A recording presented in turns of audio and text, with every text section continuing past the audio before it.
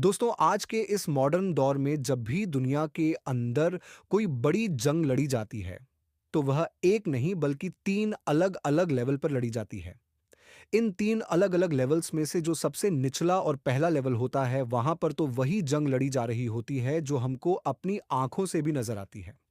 मतलब कि ज़मीनी जंग, हवाई जंग और समुद्री जंग। जबकि जो दूसरा और बीच का लेवल होता है, वहाँ पर इकोनॉमिक और साइबर फ्रंट पर जंग लड़ी जा रही होती है, जबकि जो तीसरा और सबसे ऊपर वाला लेवल होता है, वहाँ पर लड़ाई हो रही होती है इन्फॉर्मेशन की। जी हाँ, इन्फॉर्मेशन वॉरफेयर। अब हैरानी की बात यह है कि आजकल ईरान और अमेरिका के बीच लड़ी जा रही खतरनाक जंग में ये जो जंग का सबसे निचला लेवल है, ये किस तरफ जाएगा? इसका नतीजा क्या रहेगा ये भले ही किसी को ना पता हो, लेकिन जंग के जो दोनों ऊपर के लेवल हैं, वहां पर ईरान अमेरिका के ऊपर बहुत भारी पड़ा है। बल्कि यह कहना बेहतर होगा कि वो ईरान के जो कागजों पर अमेरिका के मुकाबले में ताकत के मामले में कहीं नहीं ठहरता है।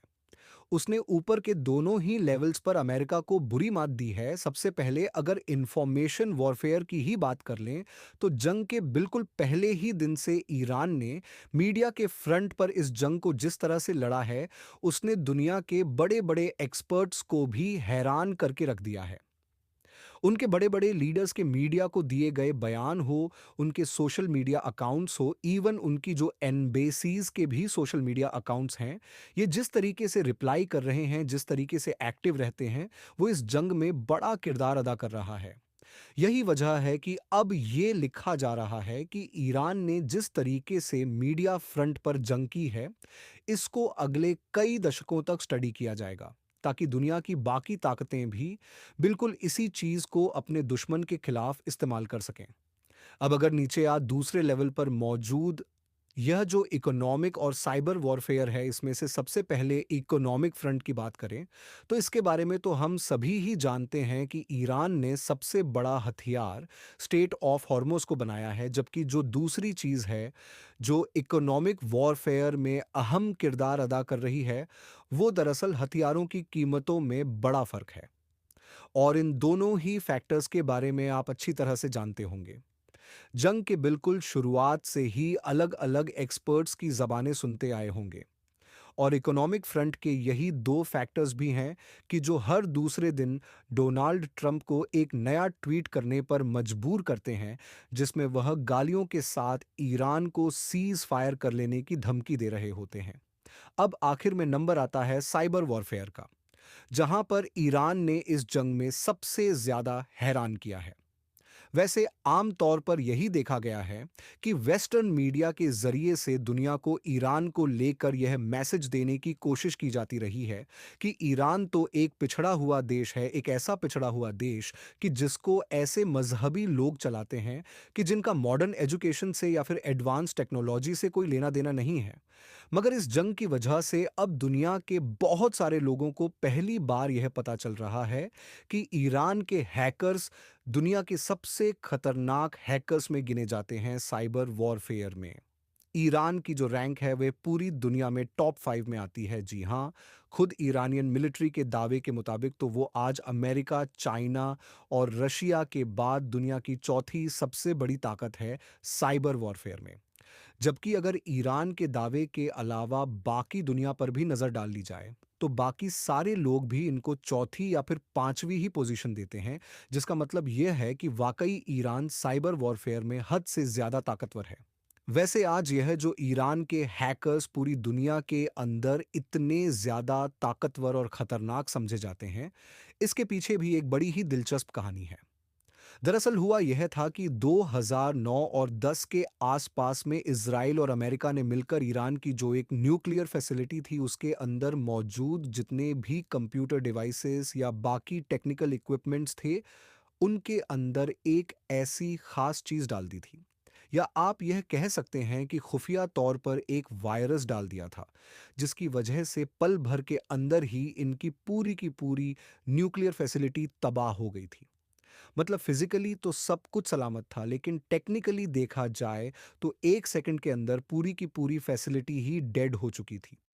इज़राइल के इस बड़े साइबर अटैक ने ईरान के लोगों को दिमागी तौर पर पूरी तरीके से हिला कर रख दिया था। क्योंकि वह बार-बार यही सोच रहे थे कि आखिर वो कुछ क्यों ना कर सके और उनके दुश्मन ने हज़ारों किलोमीटर दूर बैठे-बैठे ही उनकी इस पूरी फैसिलिटी को बड़ा नुकसान पहुंचा दिया। बस इसी बड़े साइकोलॉजिकल झटके के बाद ही ईरान ने डिसाइड किया कि अब वह भी साइबर वॉरफेयर में उतरेगा। फिर ईरान न सिर्फ उतरा बल्कि इतनी तेजी के साथ आगे बढ़ा कि अगले चंद सालों में ही वह साइबर वॉरफेयर में इतना ज्यादा ताकतवर हो गया कि अगर दुनिया के 3-4 देशों को छोड़ दिया जाए तो बाकी दुनिया का कोई भी देश उसके आसपास भी नहीं भटकता है। अब वैसे तो साइबर फ्रंट पर ईरान अलग-अलग तरीकों से ऑपरेट करता है। मतलब उसकी जो आईआरजीसी है, उसकी अपने हैकर्स हैं, अपनी टीम्स हैं। इसके अलावा उनकी जो मेन आर्मी है, वह बिल्कुल एक कन्वेंशनल वे में ऑपरेट करती है, जैसे दुनिया के बाकी देश करते हैं। मगर ईरान के केस में जो असली प्लेयर्स हैं, जो असली खिलाड़ी हैं, वह दरअसल ईरान या दुनिया के बाकी इलाकों में बैठे हुए वो आज़ाद हैकर्स हैं या हैकिंग करने वाले लोगों के। वो कुछ ग्रुप हैं कि जो ऑफ़िशियली तो ईरान से एफ़िलिएटेड नहीं है, उससे उनका नाम जुड़ा हुआ नहीं है, मगर काम ईरान के ही लिए करते हैं और ईरान के लिए काम करने वाले कुछ ऐसे ही ग्रुप में जो सबसे बड़ा नाम है वो है हंदाला का, जिसको बहुत सारे लोग हैंडला या फिर हंजला वगैरह भी कहते हैं। अभी कुछ दिन पहले की ही बात है कि जब 11 मार्च 2026 के दिन, मतलब इस जंग के दौरान ही अमेरिका की जो एक कंपनी है स्ट्राइकर, कि जिसको दुनिया की सबसे बड़ी मेडिकल टेक कंपनियों में से एक माना जाता है, उसके ऊपर बड़ा साइबर अटैक हुआ ये कि जैसे ही इसके वर्कर्स ने अपना सिस्टम खोला तो उनके होश उड़ गए, क्योंकि वहां पर कुछ मौजूद ही नहीं था।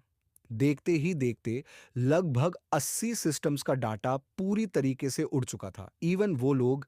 कि जिन्होंने अपने पर्सनल फोन वगैरह को भी अपने ऑफिस के सिस्टम से लिंक कर रखा था, तो उनके फोन्स वगैरह का डाटा भी उड़ गया था।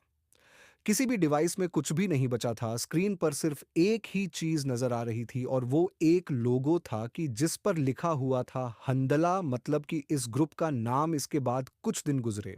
और फिर हम देखते हैं कि अमेरिका की जो सबसे बड़ी जांच एजेंसी है, मतलब कि एफबीआई, उसके जो डायरेक्टर हैं कश पटेल, उनका पर्सनल ईमेल भी हैक हो जाता है। हैकिंग का सेम पैटर्न था, सेम तरीका था।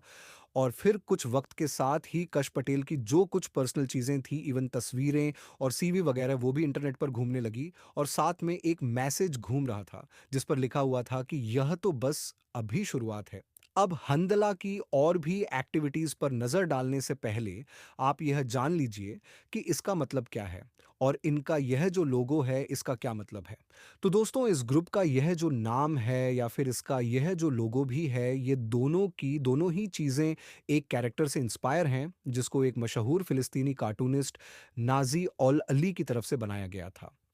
ये कार्टून दरअसल 10 साल के एक फिलिस्तीनी रेफ्यूजी बच्चे को दिखाता है जो उदासी में हमेशा अपना मुंह दूसरी तरफ करके खड़ा रहता है।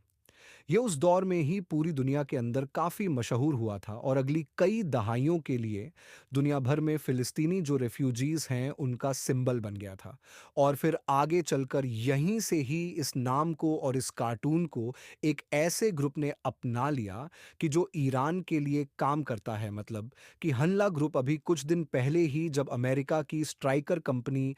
पर इस हंदला ने अटैक किया था, जिसके बारे में हम आपको ऑलरेडी बता चुके हैं, तो इसकी जिम्मेदारी हंदला ने ये कहते हुए ली थी कि यह जवाब है अमेरिका के उस हमले का कि जो उसने ईरान के एक स्कूल पर किया था, कि जिस हमले की वजह से लगभग 180 बच्चियों की जान चली गई थी। वैसे दोस्तों, ये जो हंदला ग्रुप है, ये दुनिया की नज़रों में पहली बार उस वक्त ही आना शुरू हो गया था कि जब अक्टूबर 2023 में गाजा के अंदर इज़राइल ने अपनी कार्रवाई शुरू की थी। उसके बाद लगातार वेस्टर्न वर्ल्ड में और ख़ास तौर से इज़राइल में ये जो साइबर अटैक की एक बड़ी लहर दिखाई दी थी। जगह-जगह पर हमले होते रहे थे और सिस्टम हैक होते रहे थे। इन तमाम में लगातार इसी हंदला का ही नाम आता रहा था, हंदला ने। इज़राइल के अंदर कभी तो टेक कंपनीज़ के सिस्टम को हैक किया, कभी सरकारी दफ्तरों के सिस्टम को और कभी तो उस कंपनी के सिस्टम को ही हैक कर लिया कि जो इज़राइल के मशहूर एयर डिफेंस सिस्टम, मतलब कि आयरन डोम के लिए रडार बनाती है। इजरायली लोग सायरन की आवाज सुनकर जैसे ही अपने घरों से निकलकर बम शेल्टर की तरफ भागते थे, तो उसी वक्त ही हंडला की तरफ से इनके मोबाइल पर एक मैसेज भेजा जाता था। अब यह सारे लोग ये सोचकर कि ये कोई इमरजेंसी मैसेज होगा, उसको खोल लिया करते थे और फौरन ही इन इजरायली लोगों का तमाम डाटा हंदला के पास चला जाता था।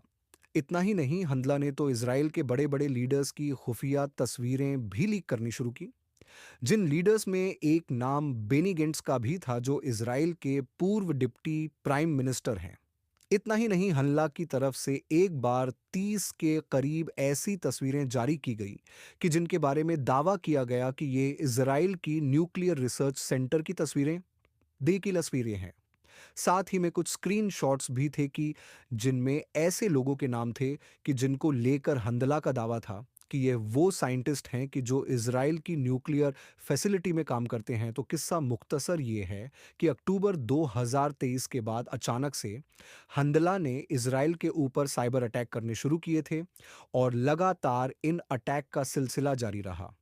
कभी टेक कंपनीज के ऊपर, कभी बिजली, पानी और हेल्थ केयर जैसे सिस्टम से जुड़ी हुई फैसिलिटीज के ऊपर, तो कभी डिफेंस सेक्टर पर, और यह सिलसिला यूं ही जारी था। मगर अब जैसे ही फरवरी 2026 में Iran versus Israel and America की जंग शुरू हुई, तो हंदला ग्रुप अब एक बार फिर से और भी ज्यादा तेजी के साथ एक्टिव नजर आने लगा है, जिसकी वजह से अब हम देखते हैं कि पूरे वेस्टर्न मीडिया में आजकल हंद्राला ग्रुप को लेकर खूब चर्चाएं हैं। मशहूर अमेरिकी अखबार द वॉल स्ट्रीट जर्नल ने लिखा है कि ईरान के हैकर्स चाइना और रशिया के हैकर्स के जितने ताकतवर तो नहीं हैं, मगर यह उनसे भी ज़्यादा खतरनाक इसलिए समझे जाते हैं क्योंकि इनका जो नेचर है, इनका जो काम करने का तरीका है, वह बिल्कुल अनप्रिडिक्टेबल है। मतलब इन हैकर्स का जो दुश्मन होता है, वो समझ ही नहीं पाता है कि इनका अगला मूव क्या होगा